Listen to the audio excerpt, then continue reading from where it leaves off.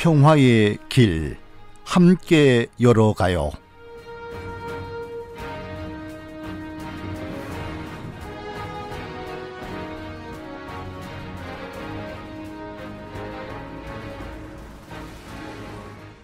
한국전쟁 발발 70년을 맞아 매주 월요일 이 시간에는 전쟁의 상처가 이 시대에 어떤 아픔으로 남아있는지 살펴보고 이 땅에 진정한 평화를 이루기 위한 우리의 사명은 무엇인지 생각하는 특집 기획을 마련합니다.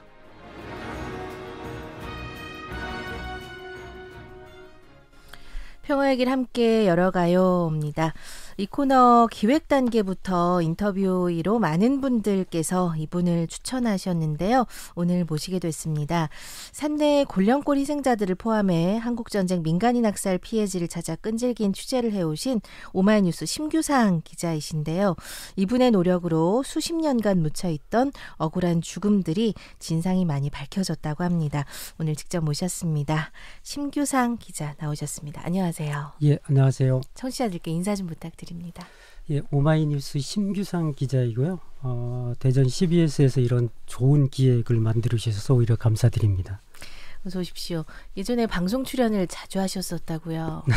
예. 어떤 일로 나와주셨었습니까? 아무래도 취재를 하고 있으니까 지역 현안이나 시사와 관련돼서 뭐 뉴스를 이렇게 좀 전하거나 좀 해설하거나 뭐 이런 것들로 많이 나왔었습니다. 그러셨군요. 우리 기자님께서는 2003년도에 오마이뉴스 대전 충청 창간 멤버로 기자를 시작하셨다고 하는데 맞으세요? 네네. 네. 이 민간인 학살 피해지 취재도 뭐 10수년 하셨다 이렇게 얘기가 됐습니다만 맞습니까? 그렇게 됐나요? 예. 네. 처음에는 어떻게 얘기를 좀 접하게 되셨어요? 이때 이 사건을 제가 처음 접한 것은 91년도예요. 1991년도. 예. 학교를 막 졸업하고 사회단체에서 일을 하다가 시국 사건에 연루돼서 교도소에 수감이 돼 있었던 때입니다. 그런데 이제 교도소에서 구독한 시사 잡지에 헤드라인 기사로 실려 있던 것이 대전 형무소 4,300명 집단 학살 사건이었어요. 그 당시 이제 필자가 노가원 씨였는데요. 네. 이 글을 보고 이제 대전 형무소에서 정치범 집단 학살이 있었고 그 당시 이제 수감돼 있던 때잖아요. 그래서 이게 여전히 정치범들이 현재도 전쟁이 일어나면 희생될 수 있는 거 아닌가 이런 이제 생각을 갖고 그 유심히 그 기사를 봤죠. 제가 살고 있던 그 당시 땅이기도 했지만 그래서 출소를 하자마자 이제 산내 골령골 현장에 달려가서 현장 조사를 직접 했고요. 그게 몇 년도쯤입니까? 93, 4년. 93, 4년도. 네네. 이때는 거기 현장이 어떻든가요? 현장에 그 사람의 뼈가 그냥 이렇게 호미 같은 걸로 이렇게 긁으면 뼈가 이렇게 나뒹굴었다고 해야 될까요? 이제 얕게 묻혀 있고 예. 이제 그게 온전한 형태가 아니라 이미 이제 농사를 짓고 하면서 다 이렇게 훼손된 채로 이게 널브러져 있었고요. 그 현장이 이제 쓰레기 산업 폐기물이나 이제 고철 뭐 이런 쓰레기들로 덮여 있던지 아니면 이제 계속 농사를 짓고 있던지 이런 상황이었죠. 그래서 그 모습을 보고 되게 충격을 받았죠. 이렇게 사람의 뼈가 아무렇지도 않게 쓰레기처럼 이렇게 있는데 누구도 관심을 갖고 있지 않구나. 그래서 당시 그 조사 보고서를 사회단체에서 발표를 하려고 이제 모아놨는데 당시 김영삼 대통령 때였는데요. 신공안 정부 뭐 이렇게 우려가 되면서 제가 속해 있던 사회단체에서도 발표를 미루고 하지 못할 정도였어요. 이 분위기가. 이런 이제 좌익 사건들에 관심을 이렇게 하게 되면 단체도 피해를 볼 수 있다라는 우려가 실제 있었고요. 그러다가 이제 1999년도에 영동 노군리 미군에 의한 민간인 학살 사건이 공론화가 됐죠. 그걸 보고 이제 그 당시에 조사했던 거를 진상조사반을 급히 꾸려가지고 그동안 조사 내용을 정리해서 이제 발표를 하게 됩니다. 6년여가 걸렸네요. 처음에 조사 시작하시면서부터. 그렇죠. 예. 예, 이제 노근니 사건이 이제 조명받기 시작하면서 이제 같이 이렇게 조명이 된 거네요. 네. 그러니까 조사라 함은 네. 거기 이제 학살당하신 피해자를 뭐 찾는 일입니까? 아니면 뭐 어떤 그 면적에 대한 일입니까? 주로 어떤 내용입니까? 처치대 하던 때가 아까 말씀드렸듯이 김영삼 대통령 시절이었어요. 그런데 이제 그 유가족들도 유족이라고 자신을 말하지 못하던 때였습니다. 그때까지도요. 네네. 이제 그거는 이제 2000년 초반까지도 마찬가지고 네네. 아직도 그런 분들이 계시지만 네. 그래서 취재를 할 게 현장에서 이제 그 뼈들을 확인하고 주변의 마을 주민들을 찾아가서 이 분들이 어떻게 그 언제 어디서 끌려왔고 어떻게 희생이 됐는지를 주로 목격담이나 마을 주민들한테 이런 얘기를 듣는 것이 취재의 거의 대부분이었어요. 근데 주민들도 그 피해의식 때문에 이걸 잘못 얘기했다가 내가 피해당하는 거 아니야. 그리고 실제 이제 그동안 수십 년 동안 경찰이나 관공서에서 와서 누가 이런 것들을 와서 물으면 절대 이야기하지 마라. 이런 것들이 주입이 수십 년간 돼 와서 말문을 닫아버리셨어요. 그래서 이제 다니면서 어렵게 목격담을 들었던 기억이 납니다. 그러면 이제 들었던 목격담 중에 실제로 이제 보셨거나 기억하는 분들이 계시던가요? 그렇죠. 예, 거기에서 끌려가는 것을 보신 분들은 여럿이 있었고요. 이제 그 동네에서 사시던 분들, 네네. 또 현장에서 구덩이를 파는 일을 하신 분들이 있었고요. 그 이제 나머지 분들은 이제 피난 갔다 돌아와서 현장에서 도락물이 이제 핏빛으로 계속 흐르고 그 이제 유해가 썩거나 하면서 나는 그 진동하는 그 냄새들 뭐 그런 기억들을 또렷이 기억하고 있었어요. 그러면 그분들이 이제 끌려오는 걸 봤거나 하고 네. 이제 구덩이를 파거나 그런 일들을 하셨는데 이제 이들이 대전 형무소에 있던 이제 제조자들이다 하는 거를 마을 주민들이 좀 증언을 해주실 수 있나요? 네, 그 마을 주민들은 이제 그 당시에 기억이 경찰하고 군인 그리고 그 끌려오는 분들이 머리가 이제 박박 깎거나 죄수복을 입은 사람들이 많거나 입었다. 이제 손이 묶이거나 교도관들이 그 따라오거나 이런 것들을 봐서 그 대전 형무소에서 끌려온 사람들이 있었다는 것들을 좀 네네. 알고 있었어요. 네. 네. 그리고 이제 보도연맹 피해자들도 많잖아요. 네네. 그러니까 10대도 있었다, 여성도 있었다. 그리고 끌려오다가 중간에 도망간 사람들의 얘기 이게 그 좀 구체적인 증언도 이제 많이 있었어요. 그 안에서 이제 목격했던. 그러셨군요. 이후 상황을 좀 여쭤보겠습니다. 어떻게 됐습니까? 이제 보고서가 나오고. 마침 이도영 박사라는 분이 계세요. 탐나대 이제 교수를 하셨던 분인데 이분이 마침 이제 2000년 그 초반에 미국 국립문서보존소에서 그 지금 그 결정적인 자료들을 찾아내시죠. 그게 이제 많이 돌아다니는 18장의 골룡골 현장 사진이고요. 또 그 최상층부로부터 이 명령에 의해서 희생된 것으로 보이고 3일 동안 7월 첫째 주 3일 동안 최소 1,800명이 형무소 그 정치범들이 희생됐다라는 네네. 그 미국 그 비밀 문서를 그 발굴을 해내시죠. 그러면서 전국의 관심이 집중이 되는 그런 계기가 됐고요. 그러면서 이제 이 진상조사반의 조사 내용이 그 빛을 발하기 시작했어요. 그러셨군요. 네. 그러면은 이제 이런 내용들은 그때 당시에는 어떻게 오마이뉴스에서 일하실 때인가요? 네, 그렇습니다. 예. 그럼 기사를 통해서 좀 많이 보도를 하셨겠네요. 네. 예. 그런데 이제 첫 기사는 오마이뉴스에 그 실리지 않았고요. 오마이뉴스가 이제 2000년 2월 말에 창간을 하는데 첫 기사가 그래서 2000년 2월 그 월간 말지에 약 원고지 5-60매 분량으로 그거를 쓰게 됩니다. 월간 말지. 예. 시사 잡지였는데요. 네네. 그게 이제 제가 91년 초에 이 사건을 이제 처음 접한 또 그 시사 잡지였어요. 그때 제가 썼던 기사 제목이 1950년 7월 8일 낭월동을 기억하라는 제목이었는데요. 그때 감옥에 계실 때 네. 보셨던 잡지가 이 잡지입니까? 예.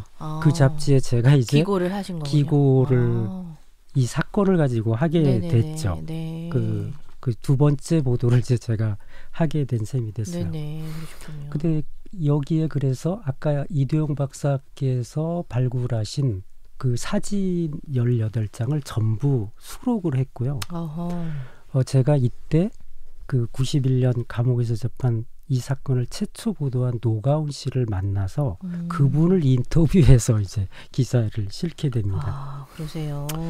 그때 이제 오마이뉴스에 쓴 기사 중에 기억나는 기사는 첫 위령제죠. 기사를 보고 이제 유족들이 찾아오셨고요. 그래서 그 찾아오신 유족들을 모아서 그 2000년 초반이죠. 6월에 예. 첫 위령제를 하는데 그게 50년 만에 사건이 발생한 직후 처음 연 위령제가 됩니다. 근데 이듬해 2001년인데요. 그 첫 해에 위령제가 열렸던 그 장소에 유해를 훼손하고 교회 건물을 짓기 시작합니다.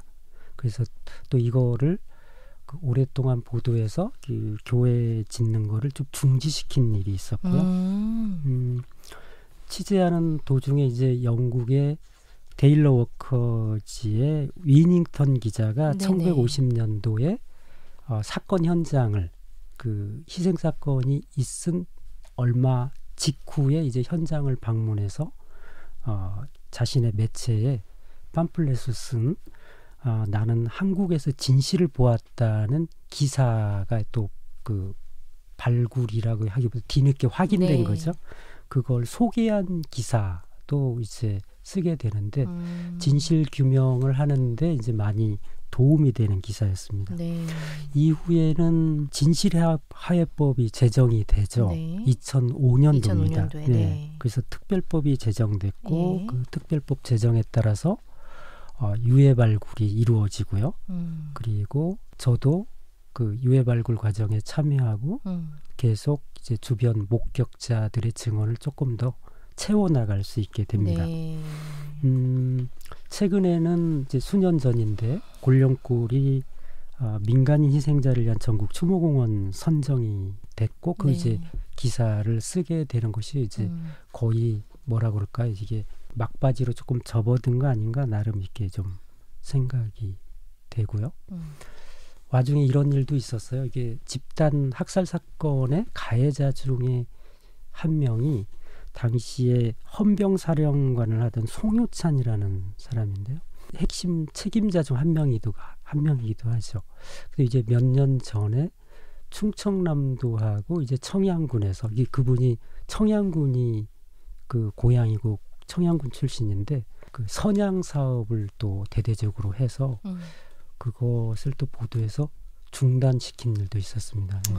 선양 사업이라고 하면 어떤 자신의 업적을 이렇게 좀 그렇죠. 알리는 사업인가요? 예. 네. 그 뭐 생가복원에 뭐 이제 추모공원 뭐 이런 것들 선양위원회 등을 폭넓게 조직을 해서. 그러면 그거는 이제 뭐 이런 민간인 학살 같은 어떤 일에 이제 공헌을 했다는 어떤 그런 선양입니까? 어떤 내용? 그렇진 않고 이분이 이제 헌병사령관을 하고 국방부 장관을 하고 뭐 이제 그 요직에서 두루 하면서 한국 사회에 기여한 많은 기여를 했다라는 취지인데 그 이제 공교롭게도 이게 충청남도나 선양 사업을 하는 청양군 또 이 예산을 지원한 국가보훈처 누구도 이제 한마디로 그 역사적 사실에 대해서 좀 둔감했다고 할 수 있겠죠. 예. 조금 더 세밀한 조사가 필요했었다. 네네. 예.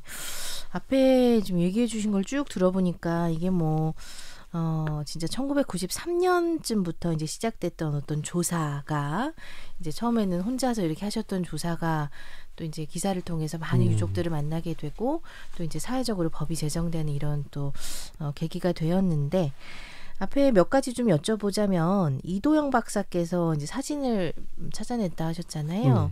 근데 거기 문서에 따르면 이제 최상위층의 어떤 지시에 의해서 이제 이루어졌다 이런 말씀을 하셨는데 최상위층이라면 어느 층을 뜻하는 겁니까? 뭐 그와 관련된 여러 증언들도 이제 보충해서 나중에 나오게 되는데 이승만 대통령을 지칭하죠. 최상층부라 하면. 그래서 이승만 대통령에서 이제 국방부 장관, 내무부 장관, 뭐 이렇게 계엄 사령관 그리고 뭐 법무부 장관 또 그 경찰청 아까 그 얘기했던 이제 헌병 사령관 이제 계속 이렇게 근데 최정점에는 이제 이승만 대통령이 있다고 이렇게 보는 거죠.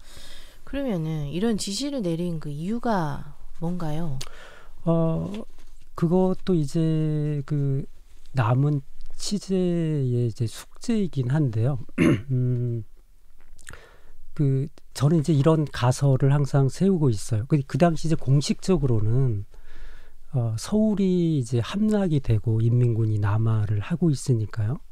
그래서 당시 대전 형무소에는 수천여 명의 이제 정치범 또는 거기에 10년 이상의 이제 긴 형을 받은 분들이나 이런 분들이 많이 수감이 돼 있었는데 인민군이 대전을 장악하게 되면 그 북한군에 동조할 우려가 있다라는 게 공식적인 이제 처형의 사유였죠. 표면적 이유군요. 예. 근데 이제 제가 추론할 때는 그런 이유도 있지만 당시에 이승만 대통령이 전쟁이 일어나자마자 대전으로 피난을 오지 않습니까? 근데 학살이 시작될 때가 공교롭게도 6월 말이고 그 학살이 시작될 때 이승만 대통령이 바로 대전에 계셨죠.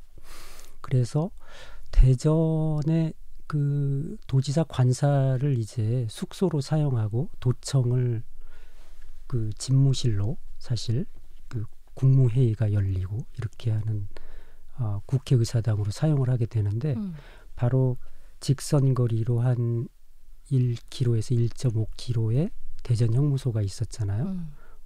어떤 이제 피난을 대전으로 와서 그 기거하고 있던 대하고의 그 가까운 거리로 있으니까 자신의 좀 뭐라고 할까요? 그 좀 위협을 그 제거하기 위해서 쉽게 그런 결정을 하지 않았나 이런 생각을 심리적인 불편함. 네, 제가 갖고 있는 가설입니다. 알겠습니다. 2000년도 6월에 첫 위령제를 유족분들이 이제 찾아오셔서 이제 진행이 됐다 하셨는데 당시 유족분들 얼마나 오셨어요? 많지 않았습니다. 그 지금 처음에는 약 20여 분 정도가 찾아오셨고요. 그분들을 가지고 첫 위령제를 했습니다. 제가 진실하예의원에 이제 취재 기자를 하면서 자문위원을 했었어요. 그 이제 집단학살 사건의 경우에는 진실규명이 거의 기록에 의한 것보다 관련자 증언이 매우 중요합니다. 네네. 기록이 제대로 남아있지 않아서요. 그 정부가 조사를 시작한 때가 2006년, 7년 뭐 이렇게 되니까 50 반세기하고도 뭐 5, 6년이 더 지난 때잖아요. 그 앞선 조사 내용이 되게 중요한데 그것들이 이제 마침 제가 그 일부 가지고 있어서 자문과 진실 규명하는데 매우 이제 중요한 역할을 하게 되죠. 그래서 진실 규명 그 보고서에도 제가 썼던 이제 오마이뉴스 기사가 많이 인용이 됐고요. 실제 학살지 발굴과 관련해서는 발굴 위치를 선정을 해야 되잖아요. 네네. 이게 어디쯤이다라고 해서 찾을 수가 있는 게 아니니까요. 네네. 그래서 위치 선정이나 희생 시기 등에 대해서는 뭐 거의 결정적 역할을 했다고 나름 생각을 합니다. 이게 꼭 찍어서 이제 얘기를 해야 되니까요. 네네.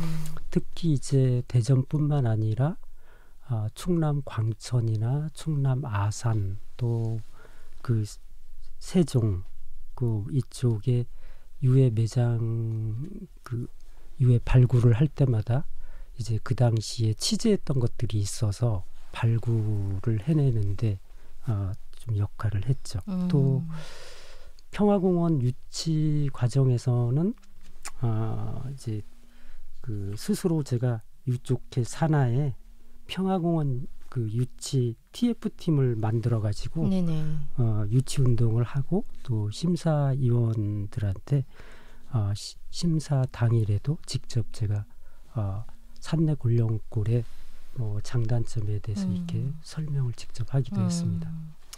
굉장히 오랜 기간 취재하시고 이분들의 진상 규명에 많은 역할을 하게 되셨잖아요. 보람 크셨을 것 같아요. 계속 진행형이니까요. 지금도 그렇고. 그런데 저뿐만이 아니라 이제 저는 그 취재를 해오면서 기억에 남는 분들이 많이 있습니다. 제일 기억에 좀 남는 분이 당시 1950년도에 대전 형무소에 소장 직무대행을 하셨던 분이에요. 네. 이게 어렵게 이분을 2000년에 이제 수소문을 해서 찾아가게 됩니다. 만나셨습니까? 만났어요. 그런데 이분이 그 찾아갔는데 몸이 좋지 않아서 그냥 누워 계시고 있더라고요. 그런데 그분 이제 부인께서 이분이 이러다가 그 며칠 이러다가 툴툴 털고 일어나신다. 뭐 너무 염려 말아라 이렇게 했죠.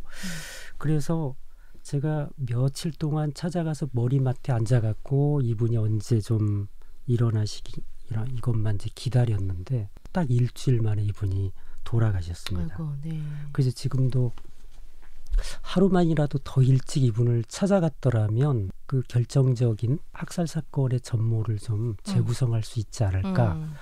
그럼 좀 아쉬움이 좀 있고요. 다른 한 분은 그 마을 주민인데요. 제가 아까 그 유해 발굴할 때마다 어디가 누가 그 묻혀 있냐 이거를 이제 찾아내는데 좀 기여를 했다고 했는데 이게 제가 그 이분을 만나서 마을 주민인데요. 이분이 또 고령이셨죠. 그런데 일일이 며칠 동안 몸이 불편하신데 현장을 저하고 다니면서 이렇게 여기쯤이다 이렇게 알려주신 찍어주셨군요. 네, 이분 덕에 실제 유가족들이 유해 발굴을 할 수 있었죠. 그런데 마을 주민들이 그것들을 알려주는 것들을 꺼려서 제가 이렇게 차를 타면 제 조수석에 이렇게 앉으셔서 앞자리에 앉으셔서 마을 사람들의 눈을 피해서 이렇게 자신의 모습을 숨기고 이제 차 안에서 여기쯤이다 조금 더 이동해라 뭐 이렇게 해서 알려주신 분이세요. 참 고마운 분이신데 이분이 정작 유해 발굴하는 거는 보지 못하시고 이분도 세상을 떠나셨습니다. 늘 감사하게 생각하는 분이죠. 이장우 현 국회의원이 계시죠. 그 이분이 예전에는 동구청장을 하셨죠. 근데 이제 진실하해위원회에서 그게 이제 해산되기 전에 이제 동구청장을 하셨는데 진화에서 현장의 유해 훼손이 너무 심하니까 매장지마다 현장 안내판을 세워서 여기가 유해 매장지다. 더 이상 유해가 훼손되는 것들을 방지하라고 예산을 내려보냅니다. 안내판 설치비를 이렇게 내려보내는데 그 이제 동구청으로 내려가죠. 이장우 당시 동구청장은 지역 주민들이 이런 거 세워놓으면 땅값이 내려가서 떨어져서 이것들을 그 부정적 영향을 미친다 그래서 안내판 설치를 거부하시죠. 그래서 이거를 다시 그 정부에다가 반납을 합니다. 예산을. 그러고 있다가 이제 그 몇 해 있다가 이분이 국회의원을 하는 와중에 현장에 유해 매장지 100여 곳이 묻혀 있을 것으로 추정되는 추정지 한 곳이 다 파헤쳐져서 이제 훼손당하는 일이 생기죠. 그래서 유족들이 지금도 그때 안내판을 동구청에서 세워줬더라면 한 100여 구의 유해 매장지가 훼손당하는 일은 없을 텐데 그런 일로 이제 그 이장우 그 당시 구청장은 이게 기억이 됩니다. 그렇군요. 당시 유족들이 이분이 첫 국회의원에 출마했을 때 선거사무소에 가서 이런 분 찍지 말으라고 이게 낙선 운동을 하기도 했었어요. 그러셨군요. 근데 이제 유해가 2007년인가 이제 진화에서 첫 그 이제 그 발굴을 하는데요. 여러분들이 이제 그 이 청취자분들이 잘 상상이 안 갈 텐데 가로 약 3m에 세로 7m 그러면은 이게 평수로 계산해도 뭐 한 평 남짓일까요? 요거밖에 되지 않죠. 그 여기에서 약 발굴을 해보니까 30여 구의 유해가 나왔어요. 이 좁은 데서. 그런데 유해가 어떤 형태로 있었냐면요. 이게 그 무더기로 이렇게 켜켜이 그 쌓여 있는 겁니다. 네네. 누가 이렇게 차곡차곡 쌓아놓은 것처럼. 그래서 이제 어떻게 이런 그 유해가 이런 형태로 있냐 그랬더니 그 구덩이 그 좁은 구덩이 안에서 쭈그려 앉아서 그 앞사람하고 이렇게 밀착돼서 고개를 숙인 상태에서 머리에 총을 맞고 그대로 쭈그리고 앉은 상태에서 죽고 그 쭈그려져 앉은 상태에서 이렇게 흙을 덮어서 매장을 덮어서 발굴을 했더니 그 쭈그리고 앉아 있는 상태로 발굴이 된 거죠. 네. 그렇게 처참한 형태의 유해들이 지금 그 발굴 현장에서는 이렇게 보여지고 있습니다. 당시에 그런 유해를 발굴했을 때 찾으시는 유족분들도 계실 테고 또 아닌 분들도 계실 텐데 신원이 좀 밝혀졌나요? 어떠셨나요? 이게 이제 집단학살 사건 중에 이제 신원을 밝혀진 건이 전국에서 단 한 건도 없습니다. 그건 이제 왜 그러냐면 희생자들이 따로따로 묻혀 있지 않고 그 아까처럼 이제 묻혀 있어서 네네. 한 개체를 분리해내기도 어려울 네네. 뿐더러 네. 뼈들이 서로 뒤엉켜 있어서 그 개체마다 누구의 뼈를 식별해내기가 불가능한 어렵군요. 상황입니다. 네. 예. 그래서 이제 많은 유족분들도 뭐 이제 유해 하나하나를 우리가 이제 찾아내서 뭐 우리의 아버지를 유해를 찾는 거는 불가능하지만 이제 빨리 어떤 좀 기념할 수 있는 장소가 생겨나서 이 아픔들을 좀 치유하고 내 생에 좀 그런 일을 봤으면 좋겠다라는 게 소망인데요. 지금 그렇죠. 평화공원이 이제 조성이 되고 있는데 요즘 어떻게 만들어져야 된다고 생각하세요? 취재 오래 해오신 입장에서. 평화공원이 그 좀 만들어지기 전에 우선해서 해야 될 것이 이제 유해 발굴이거든요. 근데 지금 산내 골령골에는 8개 정도의 크고 작은 구덩이가 있는 곳으로 네. 안매장지가 있는 곳으로 이렇게 추정을 하고 네네. 있는데 현재까지 정부에서 발굴한 건 2곳 그리고 이제 곳입니까? 민간에서 손을 댄 거는 네. 20여 구밖에 되지 않고 네네. 최소 이제 훼손된 것도 많지만 최소 수백여 구에서 뭐 1000여 구 정도가 정도는 그대로 이제 매장돼 있는 것으로 추정이 돼서 이곳에 대한 그 발굴이 우선 좀 이루어져야 된다고 네네. 좀 보여지고요. 여기가 평화공원이 대전의 상징적인 인권 교육의 좀 상징적 공간으로 이렇게 좀 조성이 돼야 된다. 네네. 추모공원뿐만 아니라 그러려면 좀 지역 사회가 그 이 정부에서 그냥 그렇고 그런 그 추모공원을 뭐 전국에 있는 또 하나의 공원을 만들어 놓는 것이 아니라 어떤 기능과 역할을 그 해야 되고 그 역할에 충실하기 위해서 어떤 것들이 좀 들어서야 될지 이런 것들에 대한 좀 소통이 많이 필요하다고 보여집니다. 알겠습니다. 우리 사회적으로 조금 빨리 이제 좀 진상규명 혹은 이제 신원을 밝히는 일이 좀 당겨졌으면 이분들이 좀 상처를 회복하고 하는 일이 조금은 쉬웠을 텐데 좀 이분들의 상처를 좀 봉합해서 정말 평화의 길을로는 같이 나아가야 될 텐데 어떻게 좀 상처를 좀 치유해 드릴 수 있을까요? 어떤 방법이 있겠습니까?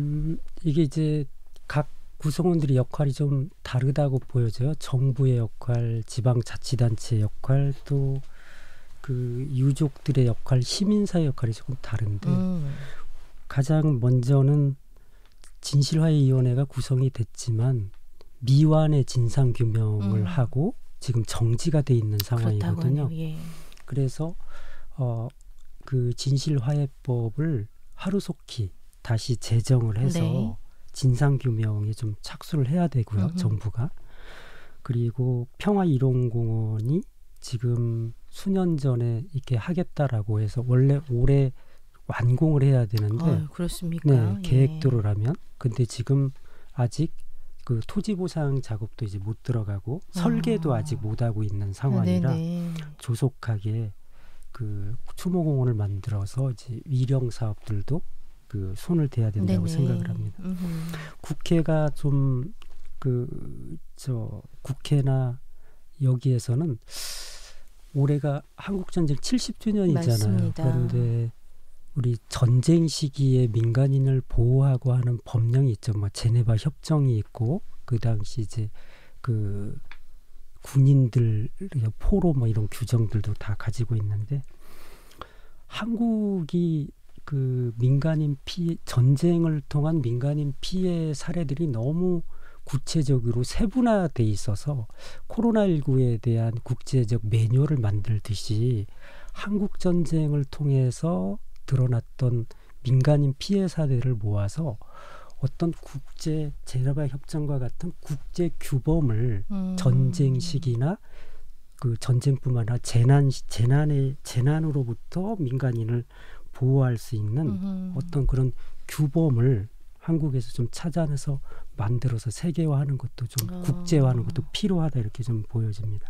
매뉴얼화하는 거. 네. 네. 특히 정부에서 지금 이제 피해자를 지금 피해 규모만을 이렇게 얘기하고 있는데 가해자들은 아무런 제재가 없거든요. 적어도 가해자를 설령 처벌하기 어렵더라도 다 사망하거나 뭐 했기 때문에 적어도 이 가해자들을 체계적으로 조사해서 헌법을 파괴했던 헌법 파괴자로 기록은 남기는 작업들 이거는 정부가 저는 꼭 해야 할 몫이다. 그래야 이게 그 진정한 화해 상생으로 좀 갈 수 있는 기본이 되는 거 아니냐 이렇게 생각을 하고요. 지방자치단체의 대전시나 동구청에 꼭 하고 싶은 말이 있습니다. 전국에 크고 작은 민간인 학살 사건이 수백여 건이 있지만 대전은 좌우익해서 대전 골령골에서 대전 형무소에서 네네. 인민군에 의해서 이제 국군에 의해서 약 1만여 명 가까이가 희생이 된 네네. 가장 큰 희생 사건인데요. 유일하게 백서나 그 자료집이 나와 있는 것이 없습니다. 그리고 이거에 대해서 평화 인권 교육을 지방자치단체 차원에서 하고 네. 있지도 않고요. 그렇군요. 그래서 저는 그 지방자치단체가 나서서 그 자료집도 그 이 사건에 대한 발간을 하고 평화 인권 교육을 이런 전쟁을 주제로 한 네네. 인권 교육 또 아까 말씀하신 대로 평화 공원이 조성이 되고 있는데 어떤 식으로 조성하는 것들이 좋은지에 대한 네네. 시민 의견 수렴 이런 의무가 좀 있다고 보여집니다. 시민 사회가 또 이런 사건을 알리고 유가족들의 상처를 치유하는 일에도 좀 앞장서는 과제들은 좀 시민사회가 갖고 있다고 보여집니다. 네, 알겠습니다. 각자 좀 역할이 필요하다. 네. 예. 궁극적으로 좀 이 모든 활동들 통해서 어떤 얘기를 좀 하고 싶으세요? 저는 이제 결론은 그렇습니다. 이것이 제가 이 사건에 관심을 갖게 된 게 처음 이 사건을 접하고 재발을 막아야겠다. 또 일어날 수 있는 현재 진행형이라고 봤기 때문에 그렇거든요. 그런데 이제 돌이켜보면 1990년 초에 우리 그 한반도에서 전쟁의 위기가 가장 높게 놓여 있을 때가 있었어요. 그 클린턴 미국 대통령이 스스로 밝힌 얘기인데요.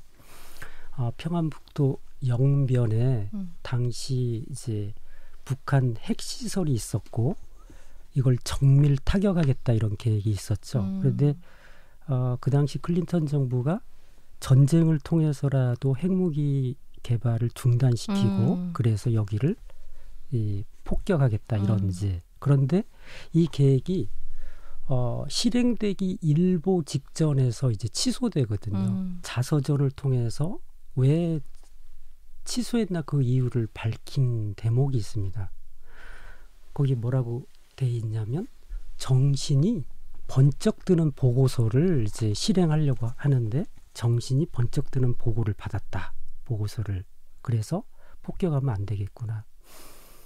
그 보고서 내용이 폭격으로 선제 타격했을 때 이 여파로 전쟁이 발발하고 최소 100만 명이 희생된다라는 이제 통계를 받았다는 거예요. 민간인 포함. 네. 그런데 클린턴 대통령은 그 100만 명이 희생될 거다라고 해서 중단했지만 당시 70년 전에 대전과 한반도에서는 실제 민간인만 100만 명 이상이 희생됐죠. 군인 희생자를 빼고서도요. 오히려 그 70년 전에 대전에서 1만여 명이 희생됐던 사건을 보고 우리가 클린턴 대통령처럼 정신이 번쩍 한번 들어야겠다라는 얘기를 꼭 해보고 싶습니다.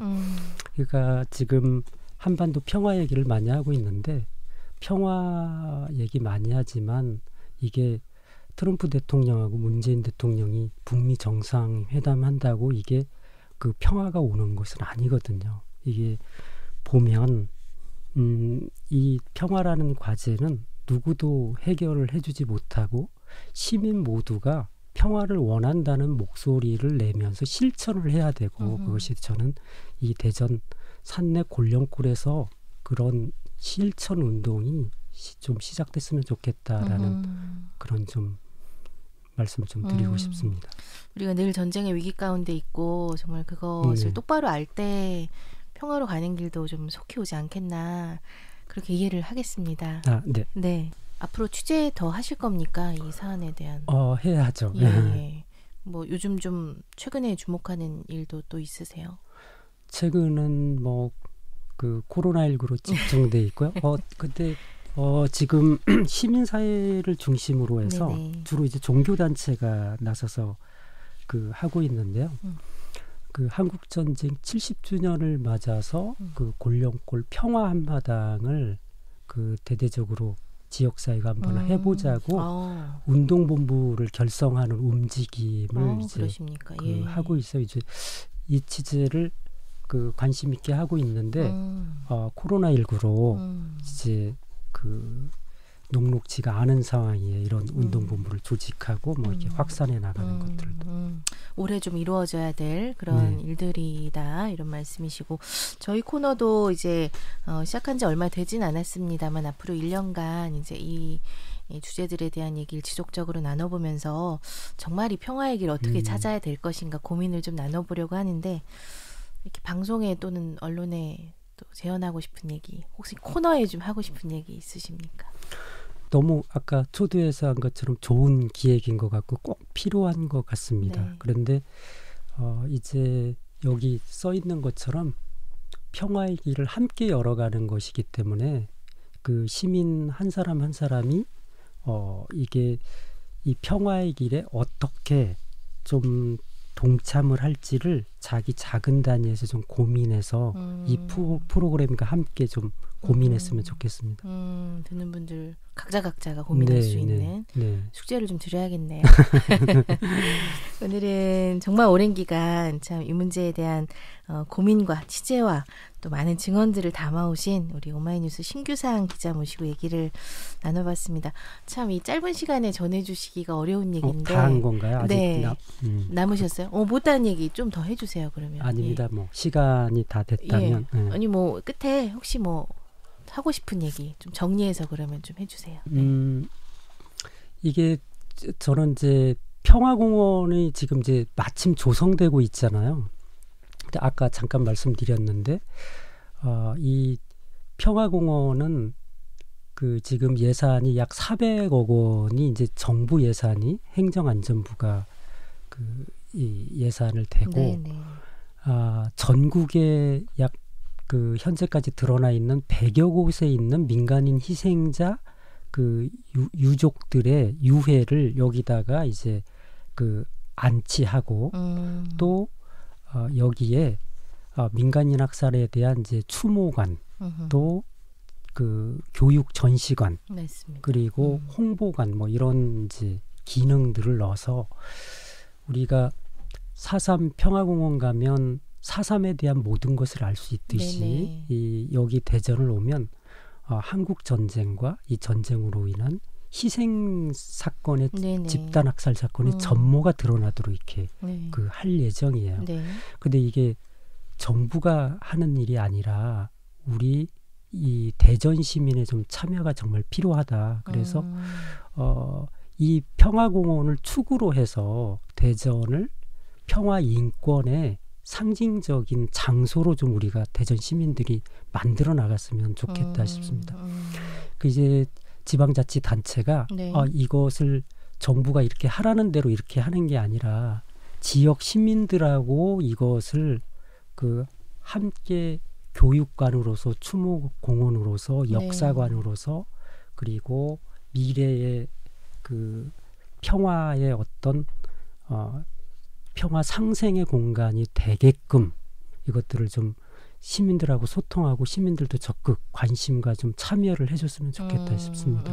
그 제일 안타까운 게 지난번 지방선거를 하는데 요 평화공원이 들어온다니까 무슨 전국에 무슨 납골 시설을 여기다가 다 갖다 놓는다더라. 한 지방 그 후보가 이걸 막자. 네네. 여기 무슨 그 여기다가 그 대전에다가 뭐 전국에 뭐 모든 그 유해를 갖다 쌓아놓고 거기다가 여기가 무슨 그 대형 공동묘지로 만들려는 계획을 중단해라 뭐 이렇게 하시는 걸 봤는데 너무 이제 안타까웠고요. 네. 이게 이제 그런 것이 아니다. 오히려 꼭 필요한 그리고 그 대전이 함께 만들고 지켜나가야 될 공간이다. 이런 좀 인식을 좀 해줬으면 좋겠습니다.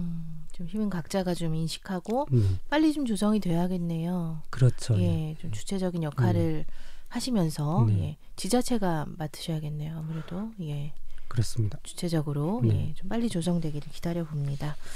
자, 오늘은 오마이뉴스 심규상 기자 모시고 함께 얘기 나눴고요. 취재되는 또 상황이 있으시면 언제든지 이 자리에 나오셔서 또 자세한 얘기를 전해주시길 부탁을 드리겠습니다. 감사합니다. 예, 나오셔서 고맙습니다. 예, 고맙습니다. 예, 고맙습니다. 예, 고맙습니다. 예, 고맙습니다. 예, 고맙습니다.